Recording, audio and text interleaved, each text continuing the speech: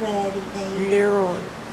Hi everyone, I'm here at the Bible study. I hope you're having a good day. I just had to change my shirt because I got ink all over it. I didn't know the cap was off and it was red. Looked like I had blood all over me. Still kind of on my hand. It soaked through my shirt, got on my shirt.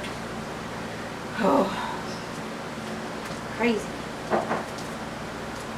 I do got the Circle of Kindness and some other things to read for you guys that I wanted you to hear. Let's see.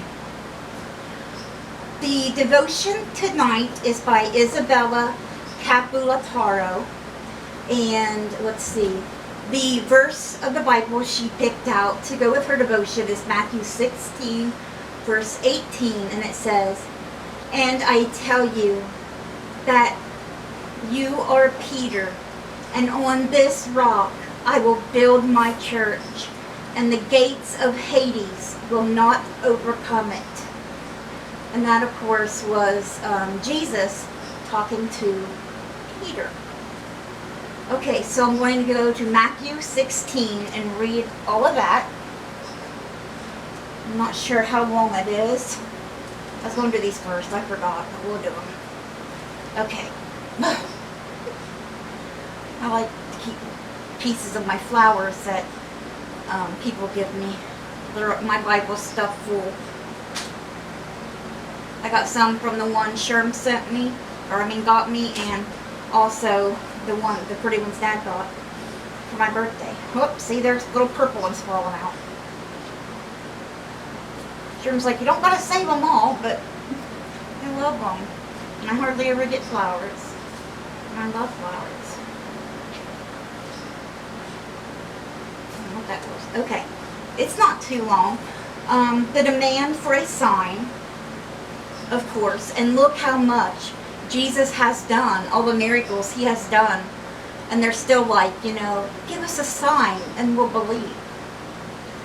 The yeast of the Pharisees and the Sadducees, and the disciples get confused when Jesus tells them, be on your guard against them, and they think he's talking about, this yeast and bread. And Peter's confession of Christ, and Jesus predicts his death. Sorry. Flowers keep falling out on me. The Pharisees and Sadducees came to Jesus and tested him by asking him to show them a sign from heaven. He replied, "When evening comes, you say, it will be fair weather, for the sky is red. And in the morning, today it will be stormy, for the sky is red and overcast. You know how to interpret the appearance of the sky, but you cannot interpret the signs of the times. A wicked and adulterous generation looks for a miraculous sign, but none will be given it except the sign of Jonah." Jesus then left them and went away. And we talked about this before. Do you remember? Do you remember what Jesus is talking about, telling them that the only sign they will get is the sign of Jonah? Do you remember what he meant by that? I am a slob. Look at that. Can't even hit my mouth. Sherm likes when I say that. He's like, how could you miss that? Probably got lipstick all over me now. Today is not my day. He was talking because Jonah, remember, was swallowed by a whale, and he was in the belly of the whale 3 days and 3 nights. Okay, so Jesus, when he was crucified, he was in the tomb for 3 days. Just like Jonah was in the well for 3 days. So that's what he means by that. When they went across the lake, the disciples forgot to take bread. "Be careful," Jesus said to them. "Be on your guard against the yeast of the Pharisees and the Sadducees." But he wasn't referring to yeast and bread. They discussed this among themselves and said, It is because we didn't bring any bread. Aware of their discussion, Jesus asked, "You of little faith, why are you talking among yourselves about having no bread? Do you still not understand? Don't you remember the 5 loaves for the 5,000 and how many basketfuls you gathered? Or the 7 loaves for the 4,000 and how many basketfuls you gathered? How is it you don't understand that I was not talking to you about bread? But be on your guard against the yeast of the Pharisees and the Sadducees." Then they understood that what he was telling them, that he was not telling them to guard against the yeast used in bread, but against the teachings of the Pharisees and the Sadducees. When Jesus came to the region of Caesarea Philippi, he asked his disciples, "Who do people say the Son of Man is?" They replied, "Some say John the Baptist," which never made sense to me because John the Baptist was there with Jesus and his disciples. You know, they were together. John baptized Jesus in the Jordan River. So how could he be John? I never did understand why they said that. Okay, sorry. Or others say Elijah, and still others Jeremiah or one of the prophets. "But what about you?" he asked. "Who do you say I am?" Simon Peter answered, "You are the Christ, the Son of the living God." Jesus replied, "Blessed are you, Simon, son of Jonah, for this was not revealed to you by man, but by my Father in heaven. And I tell you that you are Peter, and on this rock I will build my church, and the gates of Hades will not overcome it. I will give you the keys of the kingdom of heaven. Whatever you bind on earth will be bound in heaven, and whatever you loose on earth will be loosed in heaven." Then he warned his disciples not to tell anyone that he was the Christ. You see how Jesus is telling Peter that, he's going to make him the rock, his rock, and, he's going to build the church, and Peter's got a lot he's going to be doing. And anyway, the name Peter means rock. You know how they say names mean different things? Like my name, Melissa, means honeybee. And Peter means rock. From that time on, Jesus began to explain to his disciples that he must go to Jerusalem and suffer many things at the hands of the elders, chief priests, and teachers of the law, and that he must be killed, and on the 3rd day be raised to life. Peter took him aside and began to rebuke him. "Never, Lord," he said, "this shall never happen to you." Jesus turned and said to Peter, "Get behind me, Satan. You are a stumbling block to me. You do not have in mind the things of God, but the things of men." Then Jesus said to his disciples, "If anyone would come after me, he must deny himself and take up his cross and follow me. For whoever wants to save his life will lose it, but whoever loses his life for me will find it. What good will it be for a man if he gains the whole world, yet forfeits his soul?" Because remember, our time on this earth is temporary. This is our temporary home. You may be rich and enjoying your life, not helping no one or anything, but that ain't going to last. When you're dead, Your soul is what is eternal. That will last forever. Remember, that's what you should be worried about, and bringing other souls to Jesus. Because this world's only temporary. Or what can a man give in exchange for his soul? For the Son of Man is going to come in his Father's glory with his angels. And then he will reward each person according to what he has done. I tell you the truth, some who are standing here will not taste death before they see the Son of Man coming in his kingdom. Alright guys, and that is Matthew chapter 16. Let me put these flowers back in here. And then I'll read the devotion and we'll get to the circle of kindness and stuff. Get up in there. Okay. So, whoa! Sorry. Oh, I'm on today. Okay, Isabella's devotion. Isabella says, I am forever encouraged by Peter, the passionate, hot-headed apostle who denied Jesus 3 times. Not only did Peter's weakness not disqualify him from serving Jesus, Peter became the rock on which Jesus built his church. I used to feel woefully unqualified to serve Jesus in almost any capacity, and today I still squirm sometimes at the thought of being viewed as a teacher or leader. I thought I had too much baggage and wasn't good enough, healthy enough, improved enough, or perfect enough to have such a role.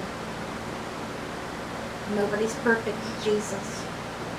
And if you're doing God's will, you're doing what is right. You do not have to cross every T, dot every I, you know what I mean? If you're passionate about the Lord and that's what you're doing, God is proud of you. And you're doing what's right. Yet Peter and all the apostles really are God's gracious proof that he actually prefers to use crackpots. Not crackheads or crackpot, but cracked pots. I've come to believe this because our strength is made perfect in our weakness. 2 Corinthians 12:9. My brokenness also keeps me humble and hanging on to Jesus, even while it helps me connect to others too. Sorry, my mouth's getting dry. I tried to hold it off, but I can't. I see the evidence in the messages I receive from readers, being transparent about my struggles, comforts, and encourage others as they deal with their struggles. So what qualifies me to help someone else is less about my competence and more about how Jesus helps me cope with my brokenness. And they're probably able to relate to her better because of that.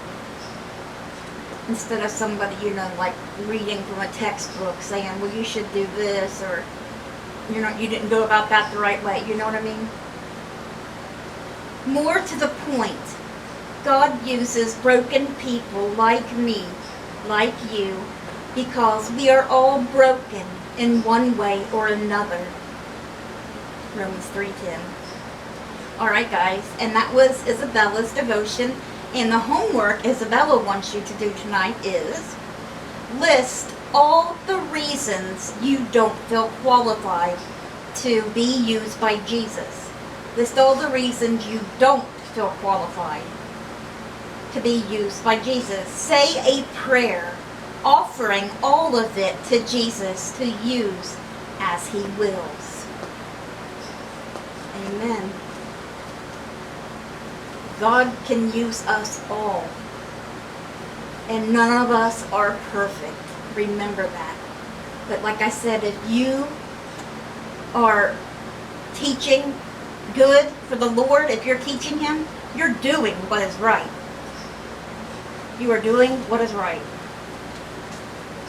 Okay, let me go ahead and do these now before we get to the animal devotion. But you guys can all be thinking about your animal. Sure? Sure? Animal? Where you at? Huh? Okay. Sherm picks a dog. But first, the circle of kindness. This one is by Lynn Warden from New Mexico. She inspired me to spread joy and kindness. My incredible friend Anne Riley always inspired me with her kindness. She loved Woman's World, and she would always pass her issues along to me. Anne was larger than life. She was kind, giving, and loved people. She volunteered in the community and strived to make a difference. She had a kind word for everyone she encountered, and often bought gifts for people simply because she knew it would make them happy. Sadly, Anne passed away recently at the age of 80, but her kindness and big heart had an impact on so many people, myself included. I am sad that she is gone, but every time I see Woman's World at the grocery store, I smile and think of her and remember to spread joy and kindness. Amen, amen, amen. And you know, she is in heaven now. Surely is. God was proud of her too. And that makes Lynn want to spread kindness and help people as well. Other people see you doing good things, and some may want to, do that for others as well. It's always good to do stuff for others. It really is. Giving is better than receiving. The next one is by Joy Jackson from California. I'm so grateful for their help. Little did I know weeds can and do flourish abundantly, even in rock.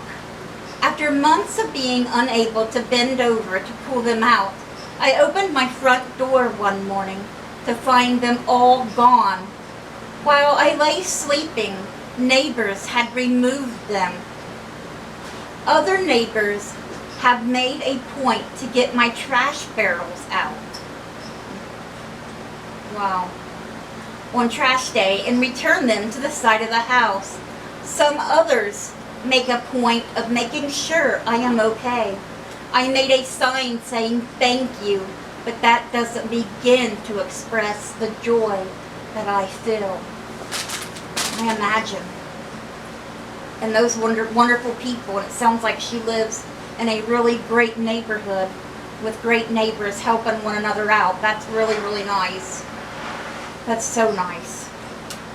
My aunt needs her flower bed weeded out and stuff too, and it's really hard on her.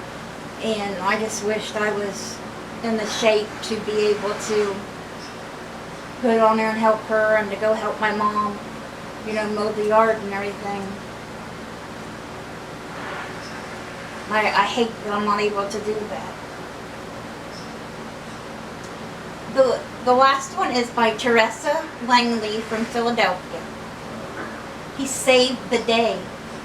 I was on my way to work, but when I turned the ignition to start my car, smoke billowed from under the hood. Oh, that's not good. I don't know anything about cars, saying, so I started to panic. But I remember that there is an auto shop around the corner. I frantically drove to it, smoking car and the corner. I frantically drove it, smoking car and all, and I explained my problem to the mechanic, Paul. He said I needed an oil change. I had just paid off some bills, so I didn't have any money until my next check, and I still had to get to work.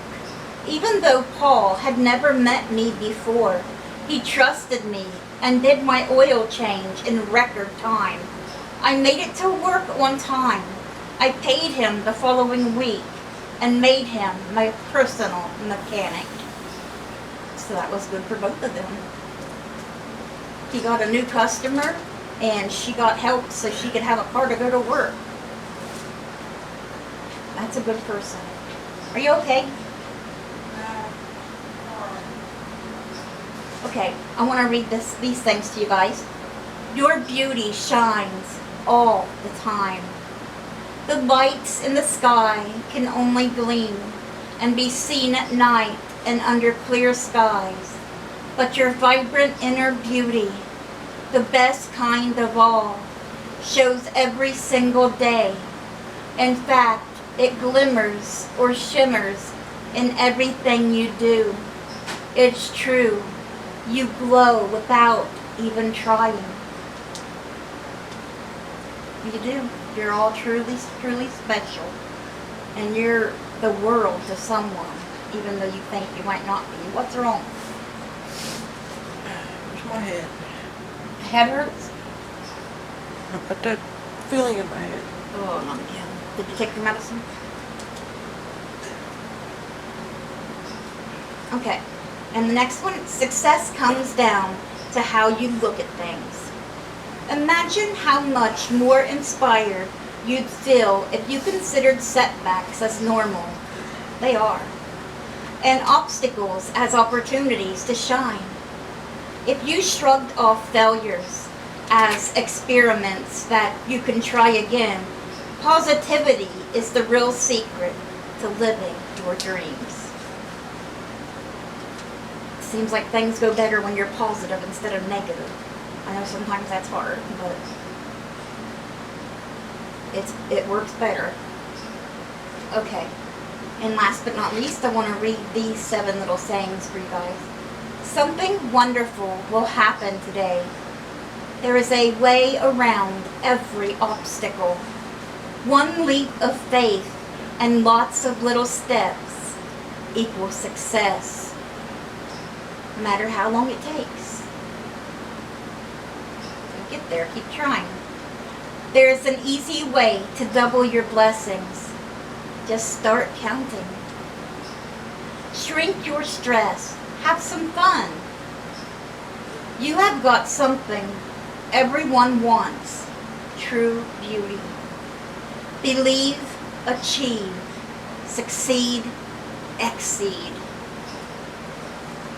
And I just wanted to read those to you guys. And now we'll get to the animal devotion. Okay, sure and pick the doll. You guys can pick the same, of course. This one is by Virginia Ruth. And let's see, the Bible verse is Psalm 121, verses 1 and 2. I lift up my eyes to the mountains. Where does my help come from? My help comes from the Lord, the maker of heaven and earth. Amen. The maker of us, too. Okay, this one is called Look Up, Elsa. Or sorry, Isla. Why did I say Elsa? Okay, here we go. Crash! Our son's sweet little black cat. It's a cat. Sweet little black cat missed the jump from the floor to the couch once again. Isla is not the most adept climber. Instead, she mostly explores her surroundings from the ground. Her viewpoint is shaped by constantly looking up, craning her neck, and seeing what's in the distance. Recently, I have felt like a failed climber too, in that any hopes of dreams I have attempted to mount have come crashing down as family responsibilities interrupt my ascent. It seemed every time I would begin to fulfill a dream, a family crisis would occur and I would feel burdened, dragged to the ground, and stuck in my own worries and self-pity. Watching Isla, I remembered the psalmist and his words of looking to the hills for help. When I get situately bogged down, I become focused on myself and my climb.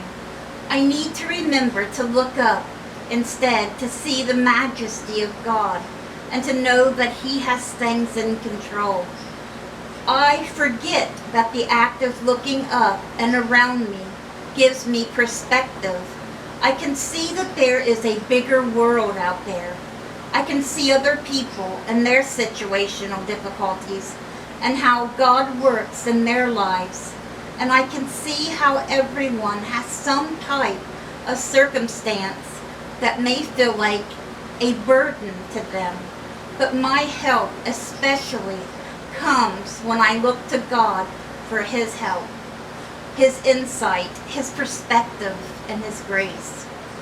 Isla reminded me that even if I am stuck on the ground by looking up, I can see my situation together with the perspective of others and be reminded that God, in His vastness, is in control. Dear God, when trouble comes, help me look up.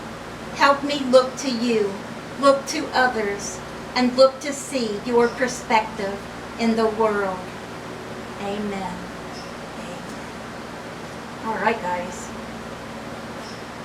And here's my black cat shirt. Oh. Okay, see if you guys can see it. Sherm's gonna look for me.